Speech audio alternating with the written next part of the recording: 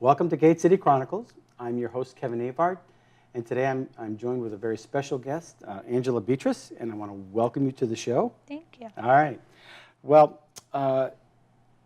you're going to be having your own little TV show here very shortly. Yeah. Yeah, and I wanted to talk a little bit about that before we talk about another thing that you really took on yourself. You did a report at school, but Teen View is going to be the name of your show. Mm-hmm. All right, now, how old are you? I'm 13. 13. And you live here in the Nashville area? Yeah. And you're going to have a show that basically gives a teen perspective on things. Mm-hmm. So what kind of things do you think you'll want to talk about? Well, I don't want to be like too boring or too like scientific. Probably just get started in movies and books to kind of draw in viewers before I do anything drastic. It seems like everybody's coming on the shows these days. There's either pastors or there's big loudmouths like myself or politicians, and they're all saying their thing, but you don't see a whole lot of youth on the shows unless they're guests. And we have one little girl. Her name is, let's see, Kylie. I know Kylie's name. And she has Friends for Life, and that's a great little TV show. She's around town talking to vendors and teachers and people. Yours is going to be kind of similar. You're going to be having a show talking about things around town, movies, events, different kinds of topics, some tough, some simple, that comes from a teen's view. Yeah. All right. Did I say that right, or did I steal your thunder? No, that's good. Good, good. Well, one of the things I definitely wanted to talk about with you is kind of a very serious topic. And, you know, for somebody your age to have to take this challenge on, I find it to be refreshing and hopeful in that it took you courage to do this. There's a book report that you had to present. This was it was a persuasive essay. Yeah, okay. So I'm aged, all right? We used to call it book report. Now it's an essay. That's fine. But the topic was a very tender topic, that of abortion. Yeah. And maybe taking a different perspective than what seems to be the common, view of people. Yeah. You took a pro-life position. Mm-hmm. What was that like for you? Well, at first it was very difficult to start because I really didn't have a good foundation or a base. I just knew that abortion was wrong.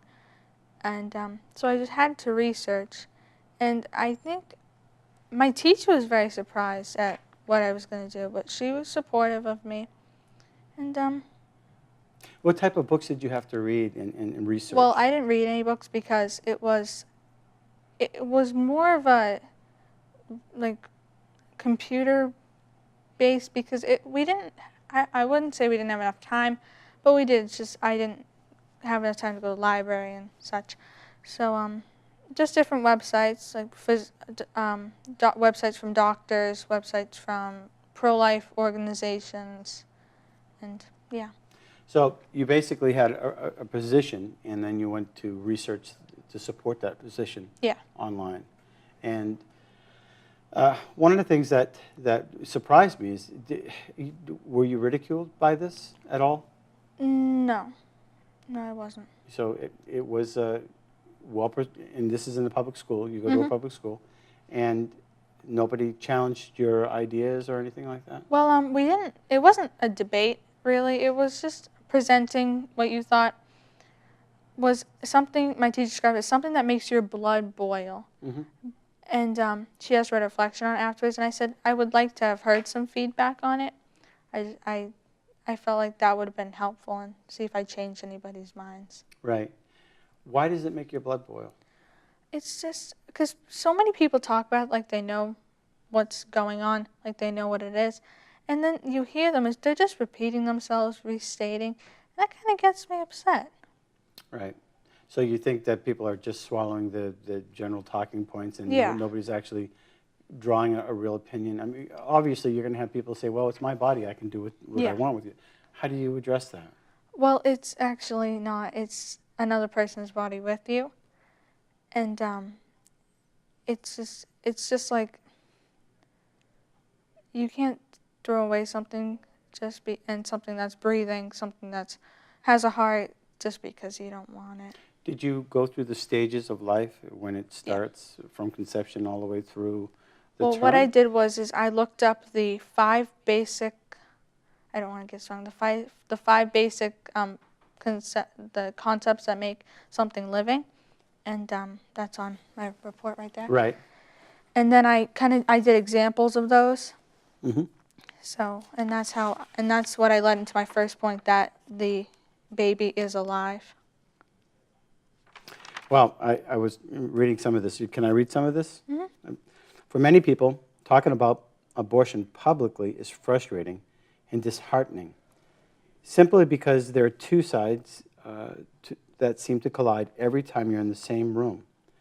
One side claims that abortion is a matter of health care, while the other side states that abortion is killing of the unborn. And really, it is that. You have to come to one or the other conclusion, don't you? Yeah. And if you can say that the baby or the fetus is not a viable life living tissue mass, then it's easy to discard it as though it's some type of kidney or a tumor or a nuisance inside the womb. But there's a lot more emotion that's Yeah. attached to this organ that's inside you. So do you find that when people are arguing and they get heated over it, that, well, one says, you can't tell me what to do with my body, but they're really not considering that life that's inside Yeah. them as anything other than just that. Mm-hmm. There again, if you consider it to be a life, that takes on a moral aspect to it Yeah. as well. Talk a little bit about that. Well, I was reading on it, and I think it was either my mom or my dad brought up that they will recognize it as a life, but they'll go to this question where, is it a person? So I brought that up, and the Webster Dictionary says that a person is a human being, and a human being is a living thing. And then the dictionary.com says that, hold on, it's in here. It says that a human being is something that can be distinguished from an animal or a thing. And then because we have very cool, the 3D ultrasounds, Mm-hmm. the baby looks like a human. It has his hands and his toes and its ears. Have you done any research as to the process of an abortion? No, because I didn't want Right. to go into it. You know, I don't know if you've ever watched the health channels and where they're either doing heart surgery or they're I can't take blood. No. yeah. I wonder why they haven't done something if it's not a living human person. Why would they not just show that as well? I understand that there's privacy issues. Yeah. But there's privacy issues with a heart attack and privacy issues with other things. Do you feel as though that you've come to this conclusion on your own, or do you think that maybe your faith has something to do with My this? faith has really shaped how I think. I mean, even if I came to this conclusion on my own, I would recognize that it's not. You can't do that. You can't just kill something because you don't want it. Right. So where does that leave us as a society, though? If one part of our society says it's not a life, and you have no business touching my body, and you have no business in the say of this matter, and then another part of society that says, well, wait a minute, that life is afforded a constitutional right because it is a living, breathing entity, Yeah. whether it's inside your body or outside your body, and it is afforded the rights and protection of the Constitution. Where do we go with this? How do we solve this? How do we solve it? Well, I have what it opens to. And I think maybe if people look at it from a different angle, it'll lead them into thinking, wow, this is wrong, and then they'll branch out and they'll do what they can. So. Do you think that maybe more disclosure would change more hearts? One of the things that I struggle with, I'm definitely a pro-life person, and I'm not ashamed of that. And I'm been always pro-life. But I think it is the law of the land that people have a right to destroy their unborn child. So what I consider at this point is we need to make a bridge, because I feel that it's a tragedy happening to the unborn.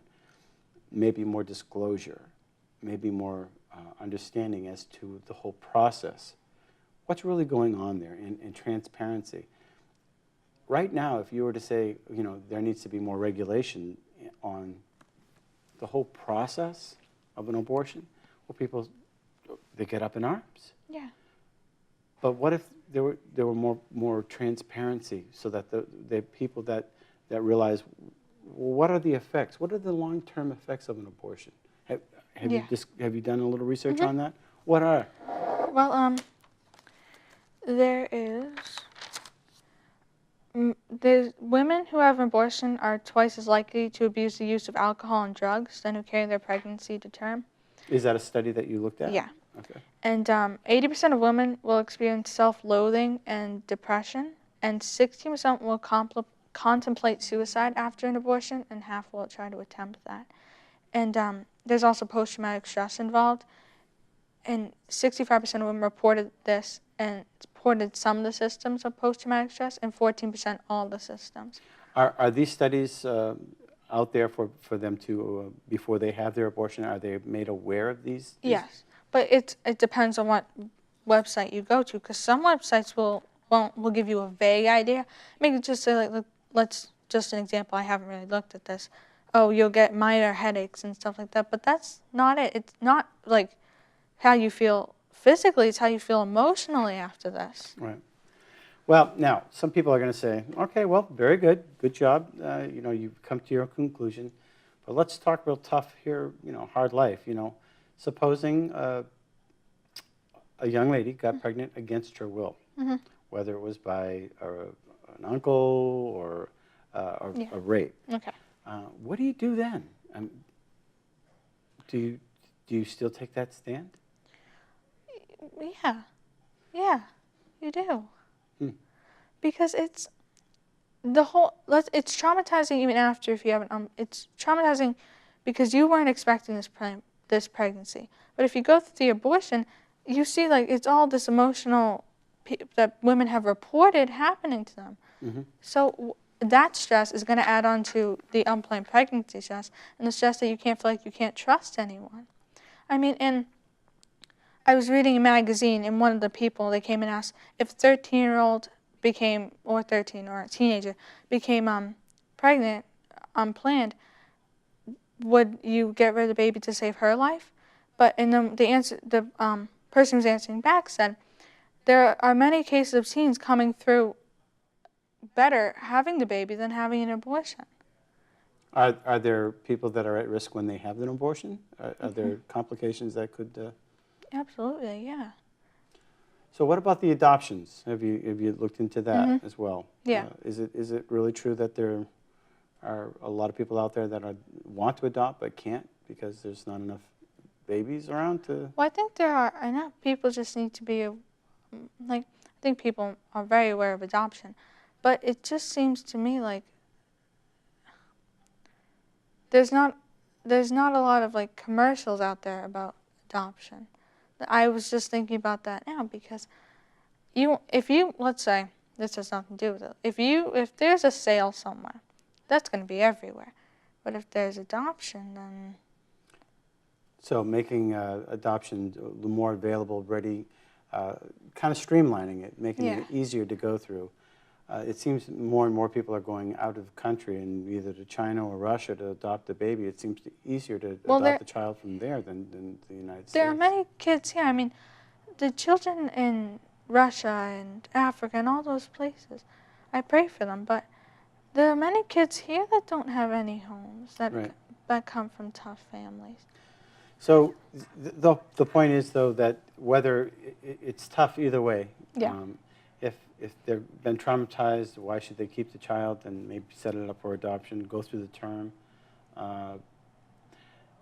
It's not an easy topic. Yeah. And you're willing to take it on. And I applaud you for that. I think that's very good. Your show is not going to be about abortions, but if somebody wants to come on your show and talk about a different perspective, at least you'll give them an opportunity. Have you had a chance to discuss this with your classmates? Yeah. And what kind of response did you Well, get? at first we had to get a person to help us look it over, see if we had grammatical errors. And she was looking at it, and I remember during the presidential elections, it was a group in gym, and we were just talking about it. And I was listening, and it's kind of repeat of what their parents say. Mhm. And one of the girls, she goes, "Well, what happens like to the baby if you have it?" And I said, "You put the baby up for adoption if you can't take care of it." And one of the girls go, "Well, this girl's adopted." That really didn't help their view, but Right. it helped. But somebody could turn around and say, well, didn't your parents teach you to think this way as well? Aren't you just repeating what they said? They could say that. They could say that, right. So it's where you get your values. Yeah. And what are your values? And it seems that there's a struggle for values in our culture now. Mhm. And more people are not thinking twice about it, using it as a form of birth control. Right. Is it true that birth control and abortions are linked to breast cancer? Well, I haven't looked into that. It was mostly about abortion. We only had a few minutes for our presentation, Mhm. so I just want to stick to my general subject so I didn't lose my audience. Right. And what did you get for a grade on this? Oh, I got 100 on You got it. 100? Yeah. Well, Oh, congratulations. thank you. Now, was it because it's a tough subject or because you did a great job? I think it was, well, we had FCAs, which were focus correction areas, and she checks using those. Mhm.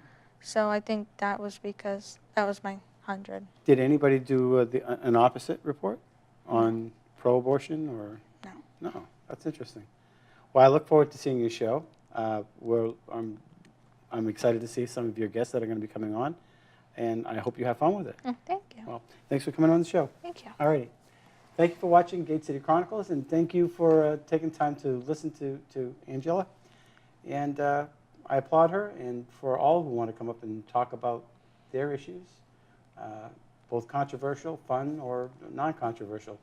We're here to make your voice be heard and to get your message out. So until next week, thanks for watching Gate City Chronicles.